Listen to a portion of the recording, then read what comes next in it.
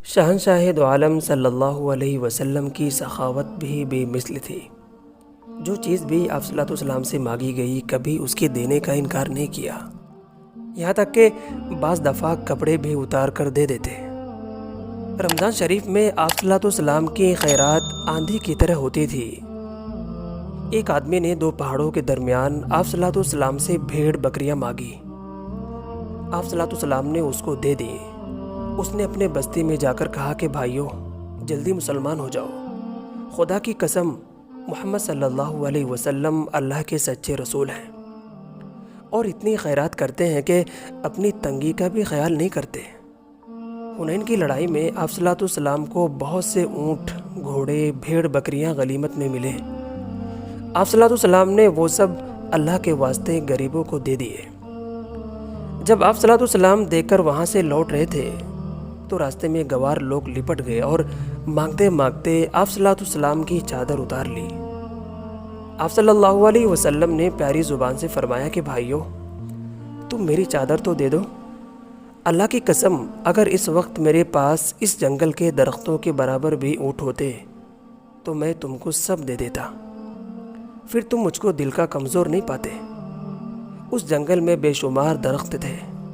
ایک دفعہ آپ صلی اللہ علیہ وسلم کے پاس 90,000 درہم آئے۔ آپ صلی اللہ علیہ وسلم نے ان کو ایک دم اللہ کے واسطے خیرات کر دیا۔ اللہ تعالیٰ کی عبادت میں بھی آپ صلی اللہ علیہ وسلم بڑی شان رکھتے تھے۔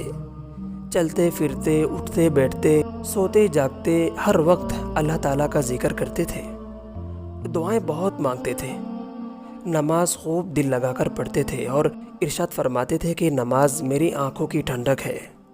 تہجد کی نماز میں اتنی دیر کھڑے ہو کر قرآن پاک پڑھتے کہ پاؤں مبارک ورما جاتے۔ صحابہ کرام نے عرض کیا کہ یا رسول اللہ صلی اللہ علیہ وسلم، آپ صلی اللہ علیہ وسلم عبادت میں اتنی تکلیف کیوں اٹھاتے ہیں؟ اللہ تعالیٰ نے آپ کو گناہوں سے پاک و صاف کر دیا ہے۔ آپ صلی اللہ علیہ وسلم نے فرمایا کہ کیا میں اللہ کا شکر گزار بندہ نہ بنوں؟ یہاں تک کہ نفل روزے آپ صلی اللہ علیہ وسلم بہت رکھتے تھے اور جمعہ کے دن کا روزہ بہت ہی کم چھوڑتے۔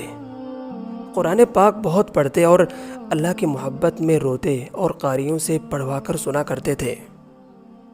اپنے گھر والوں کے حقوق بڑی احتیاط سے ادا کرتے، یہاں تک کہ 9 بیویوں کی موجودگی میں بھی کسی کے حق میں فرق نہ آنے دیا اور ہر ایک کے ساتھ اچھا برتاؤ کرتے اور سب کو خوش رکھتے۔ ذرا برابر بھی کسی کے حق میں کمی نہیں آنے دیتے۔ بڑی انصاف کے ساتھ ہر بیوی کے یہاں تشریف لے جاتے اور اپنے رشتہ داروں کا بڑا خیال رکھتے اور ان کے حق ادا کرتے۔ حق پرستی اور انصاف کا یہ حال تھا کہ اللہ کے احکام جاری کرنے میں اپنا ہو یا غیر کسی مجرم کی رعایت اور لحاظ نہیں کرتے، یعنی شرعی سزا دینے میں رحم نہیں کرتے۔ خوش بیانی آپ صلی اللہ علیہ وسلم کی ایسی شیریں تھی کہ زبان مبارک سے گویا پھول اور موتی جھڑتے تھے۔ معمولی سی بات میں بھی آپ صلی اللہ علیہ وسلم کا کلام بڑے بڑے معنی رکھتا تھا، الفاظ کم اور مطلب بہت زیادہ ہوتا تھا۔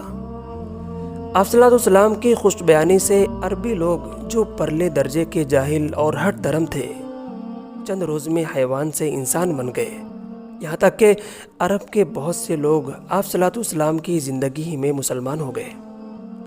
آپ صلی اللہ علیہ وسلم نے اپنے تابع داروں کو دین و دنیا کا بادشاہ بنا دیا اور بڑے بڑے کافر بادشاہوں کو تخت حکومت سے گرا کر ان کی جگہ غریبوں کو بٹھا دیا۔ عرب لوگ جو کہ خوش بیانی میں بڑے مشہور تھے، آپ صلی اللہ علیہ وسلم کے خوش بیانی سے عاجز و قاصر تھے۔ آپ صلی اللہ علیہ وسلم کی زبان مبارک ایسی میٹھی تھی کہ دشمن بھی غلام بن گئے۔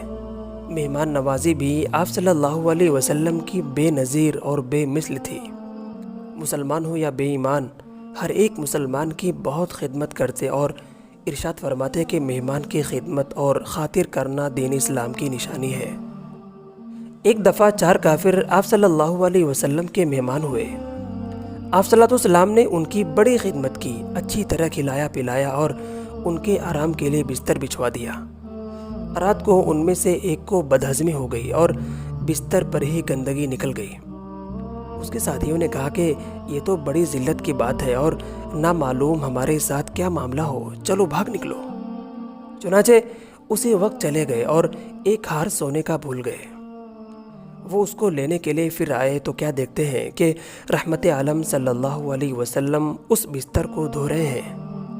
آپ صلی اللہ علیہ وسلم نے ان کو ہار دے دیا اور فرمایا کہ بھائیو، کیا تم میں سے رات کو کسی کو کوئی تکلیف ہوئی تھی؟